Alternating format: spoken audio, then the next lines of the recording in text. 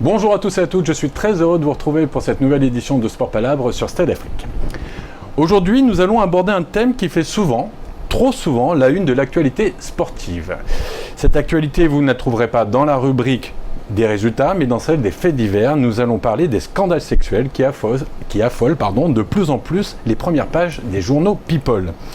Et c'est peut-être ça le plus gros problème, parce que l'agression sexuelle est un crime, avec une victime, un bourreau et pas du divertissement. Mais comme par magie, dès que ça touche un sportif star, multimillionnaire, avec des millions de fans, qui a des contrats publicitaires mirobolants, tout le monde donne son avis et les réseaux sociaux s'enflamment et la victime se retrouve sur le banc des accusés. Forcément, la star adulée dans le monde entier ne peut pas être un monstre et tout le monde le sait très bien. Ils savent qu'ils sont victimes de fans cupides et vénales qui n'ont qu'un seul but, l'argent. Alors pourquoi ? Pourquoi ce sentiment d'impunité ? Pourquoi la célébrité permettrait de renverser la culpabilité entre les victimes et les agresseurs ? Pourquoi les scandales sexuels dans le sport font plus vendre que pleurer ? C'est la question à laquelle nous allons tenter de répondre aujourd'hui.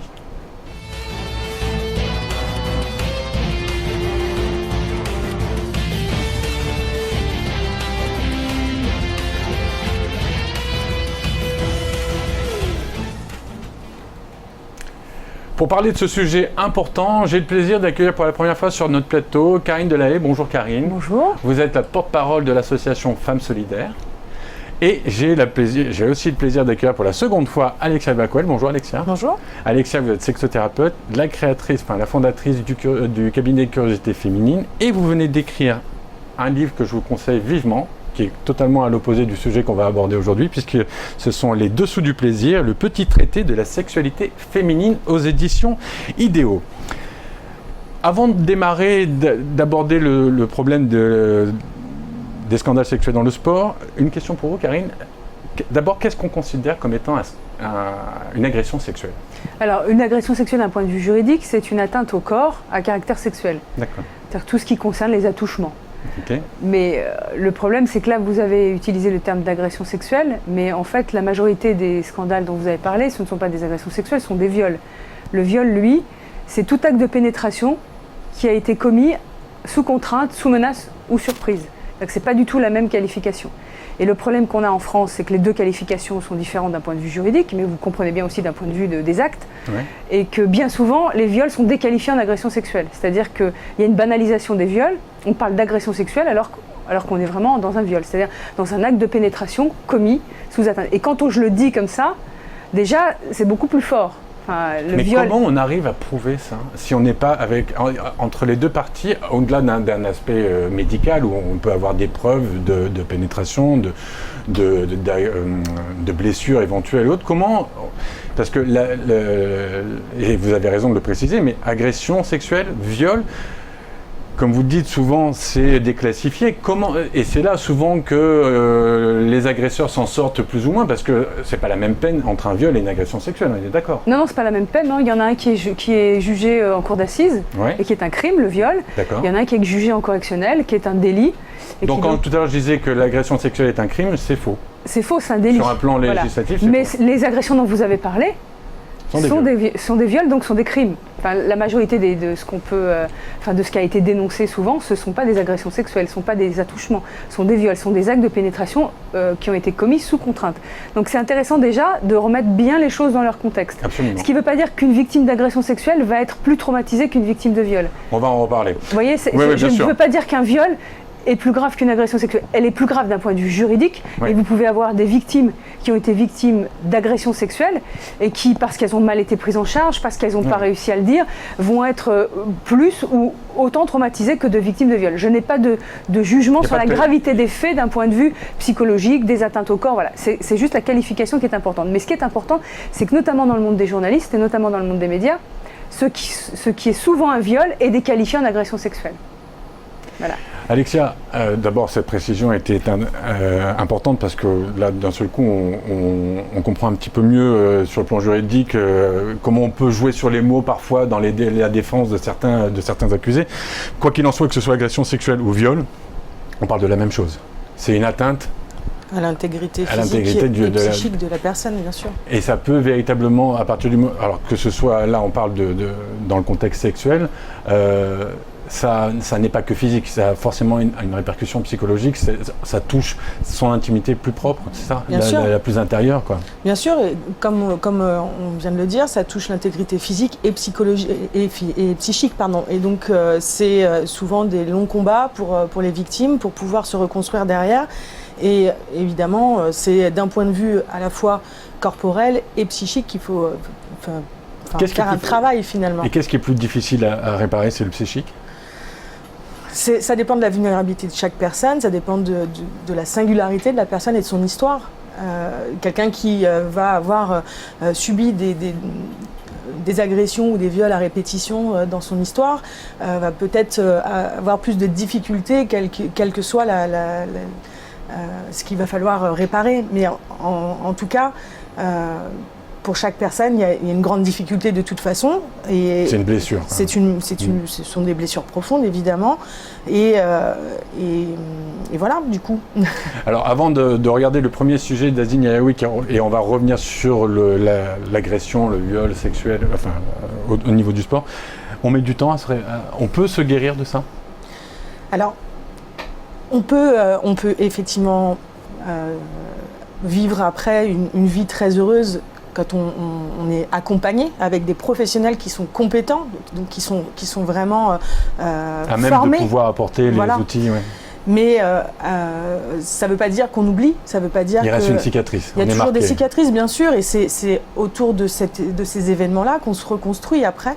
Donc certaines personnes peuvent se reconstruire et vivre plutôt bien, d'autres n'y arriveront jamais. Et finalement, c'est encore une fois, c'est la singularité de chaque personne et sa vulnérabilité qui va faire qu'on va pouvoir s'en sortir ou non. Je vous propose de regarder le premier sujet qui parle de ça, et surtout dans l'univers du sport, qui est notre sujet d'aujourd'hui. On regarde.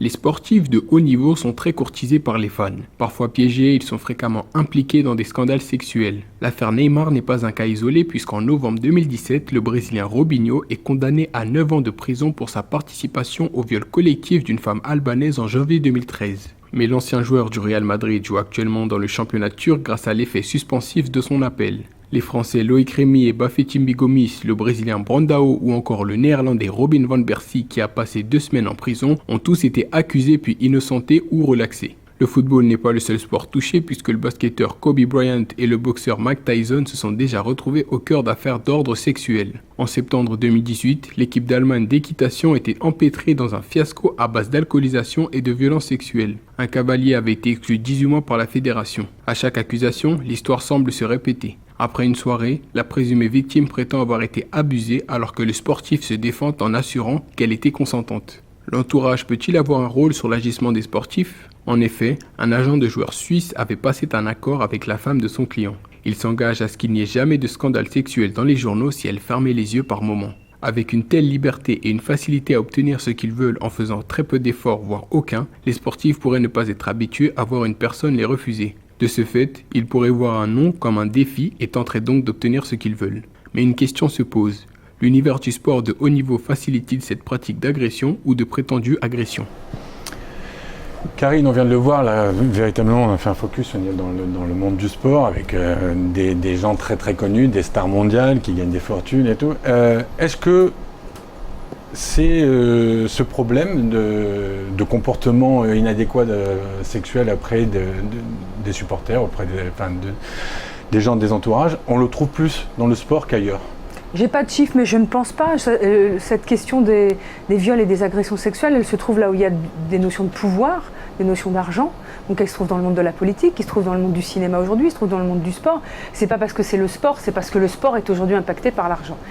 Un petit bémol près, c'est que la question du corps est quelque chose de très important dans le sport. C'était ma seconde question. Ouais. Est-ce que le rapport au corps, qui est leur outil... Il y a une culture chez les sportifs On va pas parler d'exhibitionnisme. Non, mais vis-à-vis du coach, par exemple, il y a tout un cérémonial. Ah oui, non, moi je pensais plus leur rapport au corps. C'est-à-dire, il y a une... sont des gens qui ont des corps magnifiques, puisqu'ils les entretiennent. Oui, Est-ce que bon, je pense que ça voudrait dire que le viol, il est plus important quand les victimes, elles sont jolies oui. ou quand les auteurs sont Non, mais tués. c'est-à-dire qu'il y a peut-être une... La question du viol, c'est la question d'abord de l'auteur du viol, parce qu'on parle souvent là des victimes de façon présumée. D'ailleurs, je voudrais juste faire un petit aparté. Quand vous allez porter plainte parce que vous êtes fait voler votre portefeuille au commissariat, personne ne présume que vous soyez une victime présumée. On ne peut pas comparer... Non, mais quand vous allez pour n'importe quel autre délit ou crime, on ne commence pas par vous dire vous n'êtes pas une victime. Si vous venez parce qu'on vous a volé votre voiture, au commissariat, personne ne va vous dire mais vous êtes sûr que vous n'avez pas donné les clés à quelqu'un. Quand vous venez parce que vous êtes victime de viol et que vous arrivez dans un commissariat, on commence d'abord par vous interroger, encore aujourd'hui, sur les circonstances dans lesquelles le crime ou le délit a été commis. Ça, c'est très important parce que ça donne l'idée que la société a de la victime. Après, la question du viol, c'est la question de la domination sur l'autre. C'est pas la question de la sexualité, au fond. Celui qui va violer une autre personne, c'est pas la question du plaisir qui est en jeu. C'est la question de comment je domine l'autre, parce que j'ai déjà des dominations... j'ai déjà une pratique de la domination par l'argent, ou parce que j'ai du pouvoir, parce que je suis le capitaine de l'équipe, ou parce que... Voilà. Donc la question qui est au centre du viol et des agressions sexuelles, c'est ni la question esthétique, ni la question de la sexualité. C'est la question du rapport qu'on a chacun avec la question de la domination. Oui, mais alors là, ça c'est le sujet que je voulais aborder dans... Donc Neymar, probablement, il a plus de mal à concevoir qu'on lui dise non, peut-être, ou Dominique Strauss-Kahn, que quelqu'un qui n'a jamais expérimenté cette question du pouvoir. Alors, avant de parler... Mais il y a dans Monsieur Tout-le-Monde, c'est dans la banalité, la majorité des viols quand même se passent dans le cadre familial, dans le cadre... Karine, vous allez trop vite, mais on parlera de Neymar et des champions dans la seconde partie. Je voudrais, parce que l'agression sexuelle dans le monde du sport, il existe aussi auprès des jeunes sportifs, avec un rapport aussi de soumission au coach, de rapport de soumission à l'autorité, surtout parfois avec le consentement des familles. Tu écoutes bien ton coach parce qu'il y a cette projection de la réussite, cette projection de la célébrité, cette projection dans certains continents, l'enfant ou la fille ou le garçon sportif va en plus générer énormément d'argent pour toute une communauté. Est-ce que là, Alexia, c'est pas encore plus compliqué quand on est dans un univers sportif où il y a ce rapport à la soumission, parce que avant de devenir le capitaine, et en parlant de notre deuxième partie, on est d'abord l'outil d'un entraîneur, on est d'abord façonné dans le bon sens du terme, on est d'abord façonné par quelqu'un qui est supposé savoir et qui va nous rendre meilleurs. Mais c'est vrai dans plein de milieux finalement, parce que dans l'éducation aujourd'hui, on apprend à se soumettre quoi qu'il arrive en tant qu'enfant de toute façon, et la question du consentement face à un adulte par exemple, elle est jamais remise en question. Donc c'est à peu près vrai dans tous les milieux, et c'est d'ailleurs pour ça qu'il y a aussi des scandales dans les milieux scolaires, etc. Et beaucoup en ce moment qui sont en train d'être dénoncés. Donc cette question-là, effectivement, elle est importante. Et l'éducation qui pourrait être peut-être la clé finalement pour éviter en tout cas un certain nombre de violences, eh ben, elle se pose vraiment. Et du coup, ça nécessite de travailler sur toute une construction sociale qui existe depuis la nuit des temps, celle du t'es un enfant, tu écoutes. Et tu n'as rien d'autre à dire quand un adulte dit quelque chose. Oui, mais on ne peut pas imaginer que ça donne forcément comme conséquence le fait d'une agression. C'est aussi, un enfant écoute parce qu'il ne maîtrise pas certaines données, et que le parent, aimant en général, père, mère, la généralité, est là pour son bien et lui donne des codes et des orientations. C'est pas forcément tu écoutes et tu vas être soumis. Si tu écoutes parce que fais-moi confiance et je vais te guider aussi. Oui, mais sauf à une limite près, c'est que ton corps, quoi qu'il arrive, il t'appartient.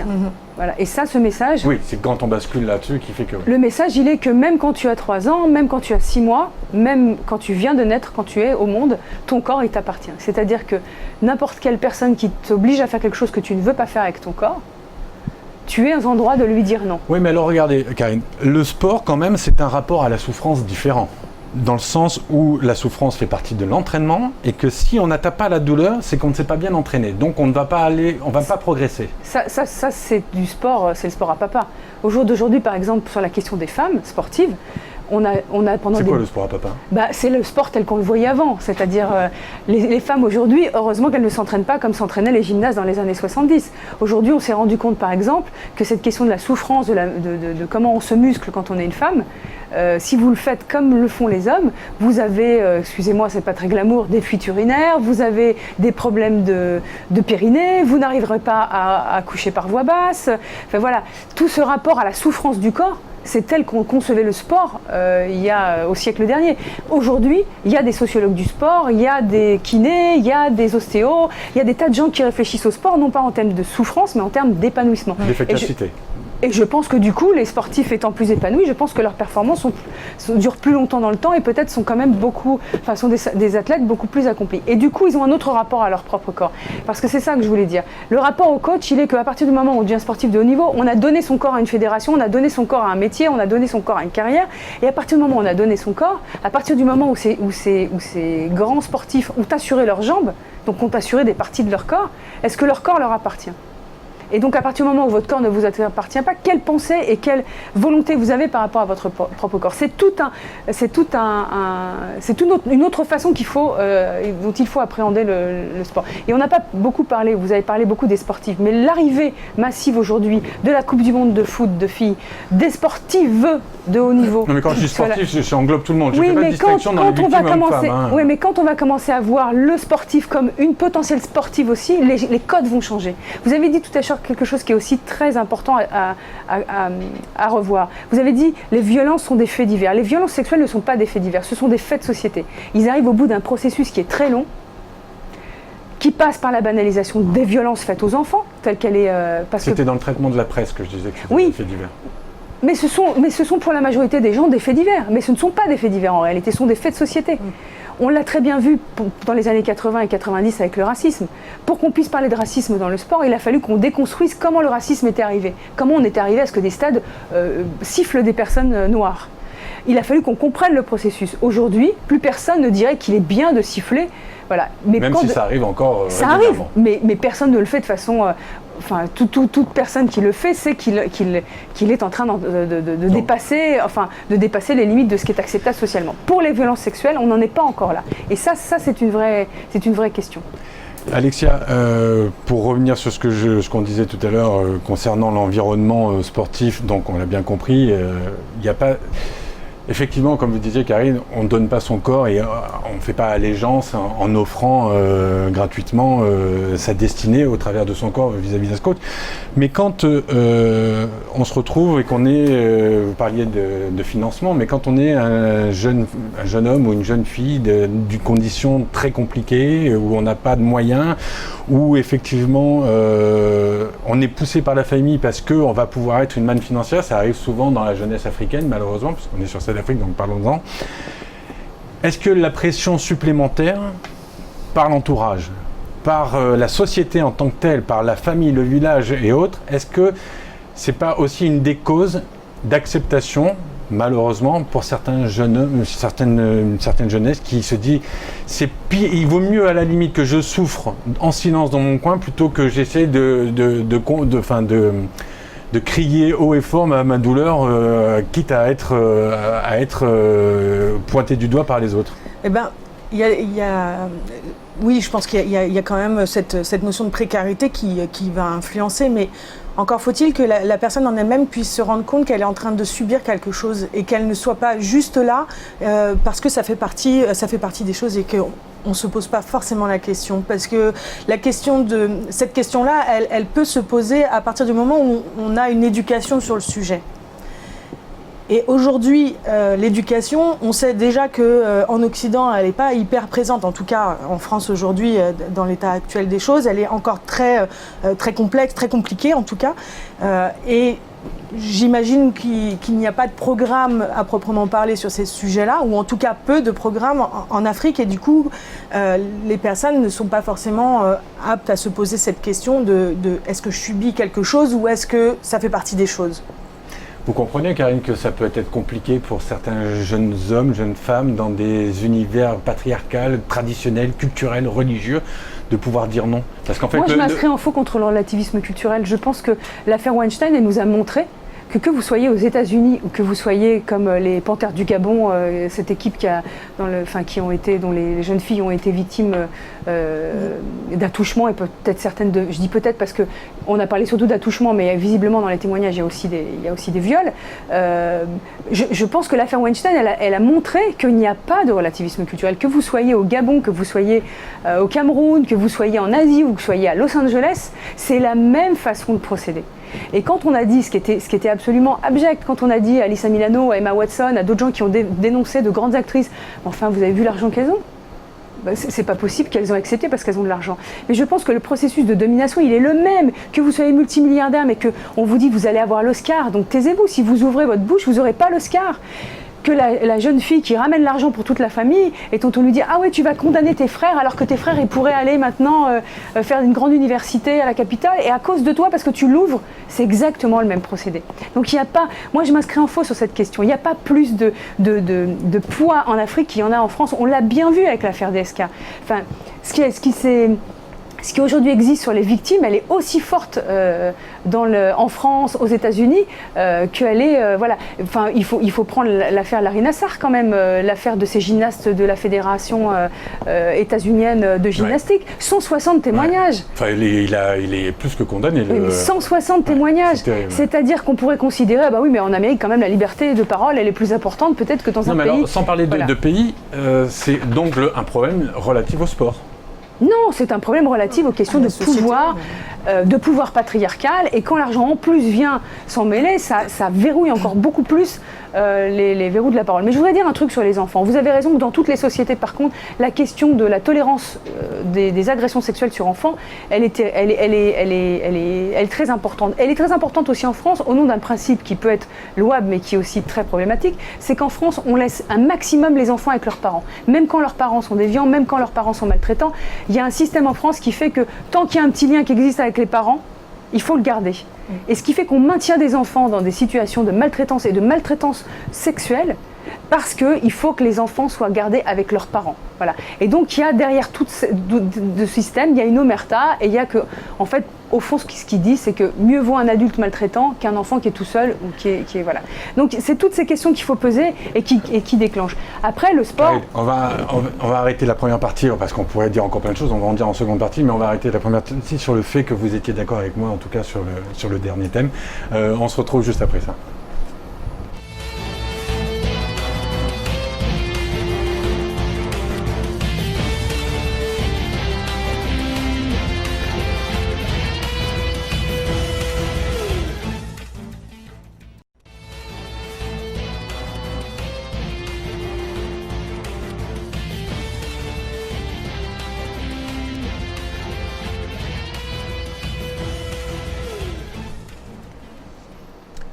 Sport Palabre, deuxième partie, toujours accompagné de Karine Delahaye, de la porte-parole de Femmes Solidaires, toujours accompagné d'Alexia Blackwell. Je vous rappelle son excellent livre Les Dessous du plaisir, le petit traité de la sexualité féminine aux éditions Idéo.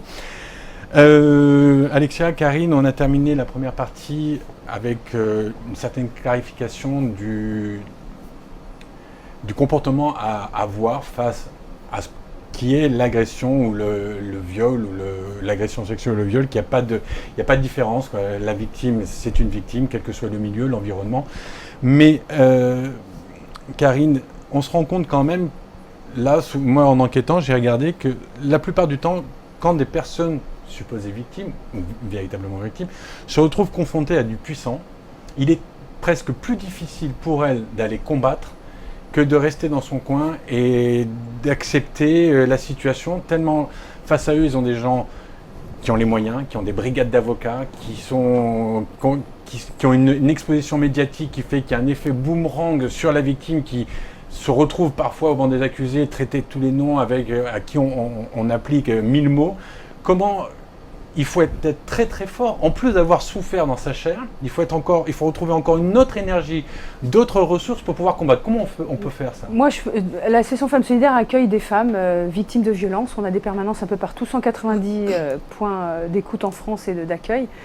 Ça, c'est un stéréotype. Il sera toujours plus facile pour une victime d'avoir parlé que de vivre dans le silence. Bien sûr qu'il faut du courage, il faut énormément de courage. Aussi. Il faut être accompagné. Mais il faut vous êtes dire d'accord aux avec moi victimes. pour dire que c'est compliqué d'être seul. Mais il faut dire aux et de se victimes. battre. Il faut dire aux victimes qui n'ont pas encore parlé que ce qu'elles souffrent aujourd'hui, c'est maintenant que c'est le plus difficile. Quand on vit dans le silence muré, dans les violences, qu'on n'a pas parlé, qu'on ne nous a pas écoutés. Les victimes peuvent avoir peur aussi d'affronter la vindicte populaire. Et comment elles font? Mais elles vivent déjà dans la peur. Enfin, faut se rendre compte quand on est victime de violences sexuelles ou de viols et qu'on vit muré dans son silence, dans sa peur, dans sa honte, parce que c'est les victimes qui ont honte aujourd'hui, beaucoup plus que les prédateurs sexuels. Quand on vit dans ça, dans ce silence emmuré, on a peur. Chaque jour, on a peur. Parfois, on a des phobies sociales. On peut plus sortir. On peut plus regarder les autres dans les yeux. Donc, bien sûr qu'elles ont peur mais quand elles décident, quand elles ont ce déclic de parler, la peur est beaucoup moins forte quand on est avec les autres, parce que malgré tout, on va trouver des associations, on va trouver des gens qui vont vous soutenir. Le plus dur là-dedans, c'est que vous comme moi, on a tous des héros et des héroïnes, et que les sportifs, comme les réalisateurs de films, sont les héros des temps modernes, et surtout les footballeurs aujourd'hui. Donc, les victimes vont aussi, elles-mêmes, se confronter à qu'est-ce que c'est qu'un héros.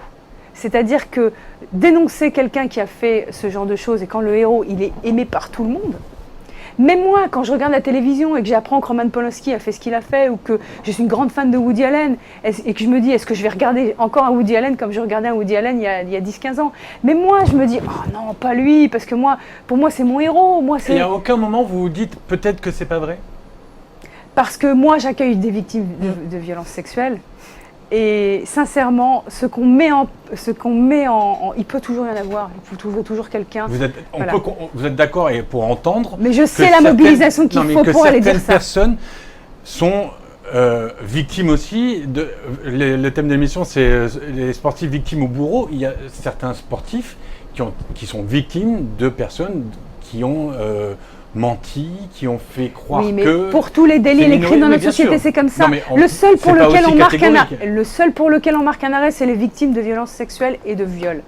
Sincèrement, au regard du nombre d'affaires qui n'étaient pas avérées au bout, mais c'est rien du tout. C'est pratiquement rien. On l'a vu dans la politique, on l'a vu dans le sport. Il y a très peu de personnes. Et puis il faut savoir que cette question de l'argent, les victimes, oui, vous allez prendre 2-3 cas parce que c'est des multimilliardaires, mais la majorité des victimes qui dénoncent et qui vont au bout de la procédure ne gagneront rien. Elles auront perdu leur travail, parce que si ça s'est passé sur le travail, il faudra changer de travail. Et bien souvent, elles changent d'environnement après. Enfin, je veux dire, une victime qui va au bout de sa démarche, elle n'en sort pas riche, hein.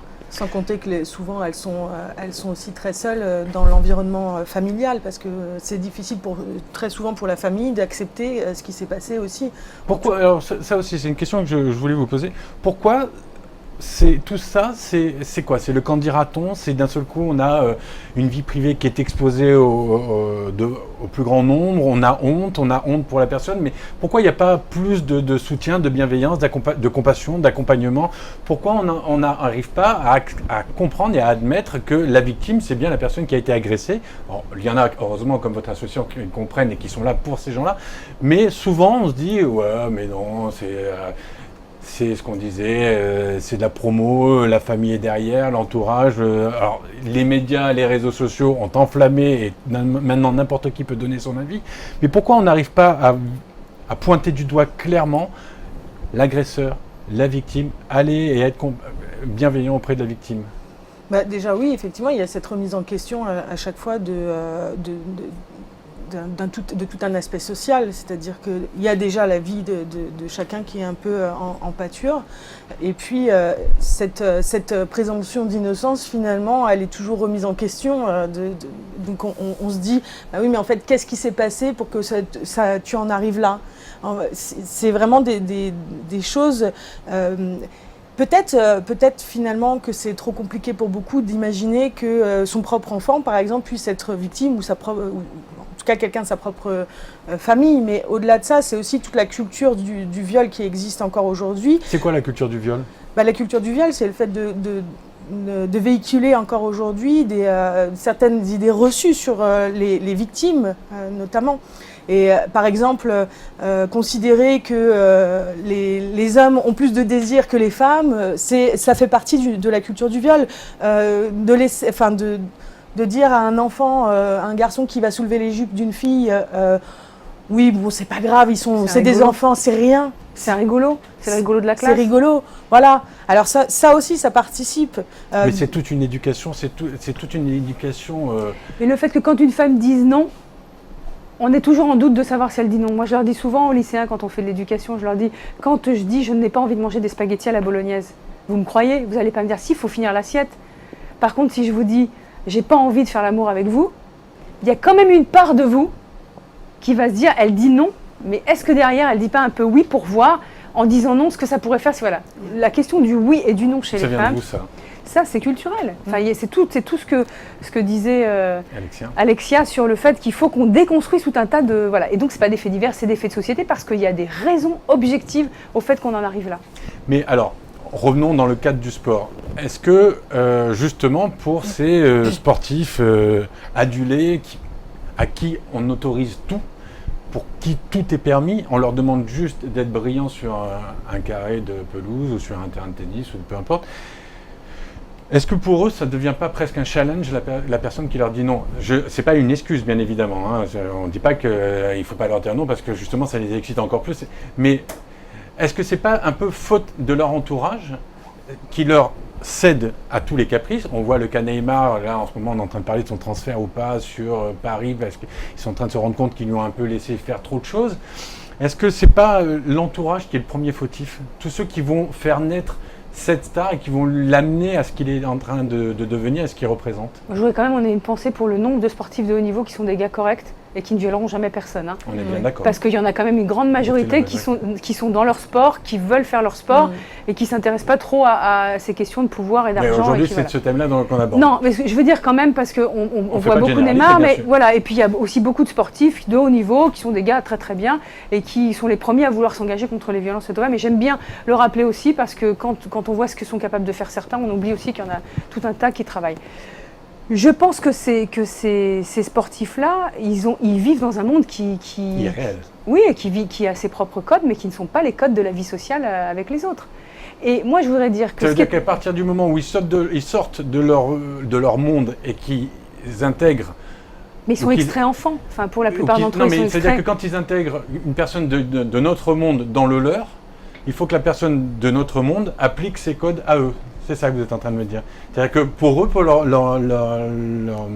mécanisme de réflexion, à partir du moment où tu viens dans mon univers, tu es une jeune fille que j'ai draguée sur un réseau social, à qui j'ai fait prendre l'avion, qui a accepté de prendre l'avion pour faire 8000 km et tout ça, à partir du moment où tu fais tout ça, le consentement, il est acté. Je pense que ça, c'est exacerbé par les codes sociaux qu'on véhicule. Mais quand on voit les équipes de foot, et même les journalistes en parlent, qui arrivent dans des hôtels, qui pourrissent tout, qui payent des bouteilles de champagne à 1000 €. Enfin, je veux dire, quand ces gens sont capables d'acheter tout et qu'on glorifie le fait que quand ils arrivent quelque part, on doit se mettre à leurs pieds, qu'est-ce que vous voulez qu'ils ne considèrent pas les femmes comme une marchandise? Il y a une question très importante, c'est la question du lien qui existe entre la prostitution et le sport. Là où il y a le plus de réseaux de prostitution qui s'installent, c'est autour des grands rallyes de Formule 1, les Coupes du Monde, à une époque autour du Tour de France, autour des grandes manifestations sportives, il y a beaucoup de prostitution. On fait venir des films, on l'a vu en Allemagne, où il y a eu ces grandes supermarchés du sexe. Mais oui, mais qu'est-ce que vous voulez quand il y a une tolérance sociale sur ces questions? Qu'est-ce que vous voulez qu'après le jeune qui a été pris en charge à 12 ou à 13 ans, à qui on a dit toujours t'es le plus beau, tu peux acheter le monde entier est à tes pieds, qu'est-ce que vous voulez que ce garçon, à un moment, il ait des codes de respect des femmes. Alexia, justement, c'est ce que dit Karine est intéressant, c'est-à-dire qu'on sait qu'il y a tout un tas d'univers de prostitution autour de ces sportifs, donc insidieusement, une femme qui s'approcherait, qui n'est pas dans l'univers de la prostitution, mais qui cède au charme d'un joueur, elle va être assimilée automatiquement à ça, presque. C'est un peu ce qui se passe avec la jeune fille, pour vous dire sur le cas Neymar. Oui, mais... Alexia, allez-y, parce que vous avez parlé moins que moi. Du coup, je ne sais plus. Non, parce que moi, ce que je veux dire, c'est que de toute façon, il y a une règle qu'il faut faire passer aux garçons. C'est qu'une fille, même quand elle arrive jusqu'à dans votre lit, si elle vous dit non, c'est non. Et c'est ça l'éducation, la première éducation. C'est que quand vous êtes avec quelqu'un, que même ça s'est bien passé, que même vous avez dîné, que même elle est venue chez vous, que même elle est dans votre lit. Et que même c'est une prostituée d'ailleurs. Ouais, oui, et même si c'est une personne prostituée. Parce qu'on oublie qu'en France, en plus, nous sommes un pays abolitionniste. Donc la prostitution, je le rappelle, est interdite, est un délit. et voir aussi pourquoi, comment ça se fait qu'un gars comme Ribéry ou comme Benzema, qui ont eu non seulement des affaires de prostitution avant 2013, c'est-à-dire avant la loi sur l'abolition de la prostitution et du système prostitutionnel, mais qui ont eu affaire à de la prostitution dans le cadre de jeunes filles qui étaient mineures, ce qui est totalement interdit en France. Comment ces gars ont pu continuer à porter les couleurs de la France? Les armées ont des codes de bonne conduite. Ils sont obligés. Karine, comment ces gars, ils ont pu... Parce qu'ils génèrent des moyens, des audiences télé, mais ils portent les couleurs de la France. C'est bien pour ça qu'on fait cette émission. Oui, non, mais c'est inacceptable. Mais vous pensez sérieusement que pour la majorité des Français, il est plus important que Ribéry ou Benzema, pour les citer dans le cadre de l'affaire Zaya, qui était mineure quand ils ont eu affaire, ils ont tarifé des rapports sexuels avec elle, il est plus important pour ces gens-là qui ait un code de bonne conduite ou qui deviennent champions du monde de foot. Malheureusement, c'est ça la réalité. Si la norme elle est posée, au bout d'un moment, la norme, elle devient la norme. Oui. La norme, le racisme, aujourd'hui, c'est la norme sociale, il n'y a pas de tolérance avec ça. Si vous êtes sur votre plateau et qu'il y a une personne noire et que vous la traitez de nègre, votre carrière, elle est quasiment terminée. Par contre, si vous êtes avec une femme et que vous êtes un tout petit peu tendancieux ou vous commencez à avoir des propos sexistes, la tolérance sociale est encore très importante. Voilà, c'est ça la différence. Quand la norme tombera de la même façon, et ce qui est très juste pour le racisme que pour le sexisme, alors on pourra, les Français, les gens de tous les pays se diront c'est pas normal. Ce qui est en train de se jouer sur ce plateau n'est pas normal. Voilà. Alexia, on parle beaucoup de l'agression de la femme victime, mais il y a des hommes qui sont victimes aussi, beaucoup, notamment chez les jeunes aussi. Il y a un rapport, il y a la pédophilie. Vous me disiez hors plateau que c'était même plus important, les agressions sexuelles auprès des garçons étaient plus importantes que les filles. Quand ils sont des jeunes enfants, oui, effectivement, il y a un ratio qui est un petit peu plus important chez les garçons. Et d'ailleurs, on fait aussi souvent le rapport entre celui qui a été victime et qui devient ensuite violeur. Donc il y a aussi cette continuité finalement, parce que quelqu'un qui n'aurait pas reçu une certaine éducation vis-à-vis de ce type de situation, en leur expliquant bien que ce qu'ils ont vécu eux quand ils étaient petits, parce que souvent c'est tu pendant longtemps, en plus c'est même, c'est pas la norme, comment voulez-vous que derrière ils puissent avoir cette conception du non, du consentement, que ce soit chez les femmes ou chez les hommes. Ça veut pas dire que je veux pas non plus dire que c'est moins grave parce qu'ils ont d'abord été victimes, etc., dans une grande partie des cas. Mais en tout cas, ça peut être une cause, en tout cas, qui fait qu'aujourd'hui, on peut avoir certains agresseurs anciennes victimes qui deviennent des agresseurs. Oui, voilà. Et ça encore, c'est toute la partie éducative, elle va être fondamentale pour pouvoir sortir de ce contexte-là et faire en sorte qu'il y ait de moins en moins de victimes enfants pour éviter qu'ils deviennent aussi des prédateurs en étant adultes. Karine, je parlais de l'exemple des hommes parce qu'on dirait que l'agression sexuelle auprès des hommes n'est pas traitée de la même manière que celle vis-à-vis des femmes. Quand c'est des hommes, on aurait presque tendance, on revient sur les thématiques du contexte du cinéma avec l'affaire Weinstein, il y avait l'affaire Kevin Spacey qui est sortie. On a presque l'intention de dire ouais, mais ça c'est entre homosexuels, c'est du même sexe, c'est pas le même type d'agression. Est-ce que c'est vrai qu'on a tort, enfin qu'on ait tort bien évidemment de penser que c'est moins grave, mais est-ce que on fait la grande majorité des gens distinguent et ont l'impression qu'une agression entre deux sexes opposés est plus grave qu'entre deux sexes de... Je ne sais pas si les gens trouvent que c'est moins grave, mais vous touchez à une vraie question qui est la question de la virilité. Les sportifs, pourquoi on les adule aussi? Parce qu'il y a une approche de la virilité dans toutes les sociétés qui fait qu'un bonhomme, c'est un bonhomme. Un bonhomme qui a été violé, ouais. Il y a comme quelque chose qui dérange le monde patriarcal. Donc on va peut-être pas avoir envie de le considérer comme une victime. Non, mais l'homosexualité dans un sport est un énorme tabou. J'ai déjà fait des émissions à ce sujet-là. Et effectivement, on revient au sentiment de force, de puissance et de virilité, absolument. Voilà, donc on va considérer la victime d'un viol quand c'est un garçon peut-être de façon différente. Alors que la femme, on va un peu la camper dans la victimisation, et puis on va aussi érotiser tout le processus en disant ouais, on sait pas trop bien ce qu'elle voulait, qu'est-ce qu'elle faisait là, voilà. On va pas forcément avoir la même... C'est elle qui voulait. Voilà, mais par contre, du coup, je pense que la difficulté de parler pour un homme, il se pose de la même façon que pour une femme, pour d'autres raisons.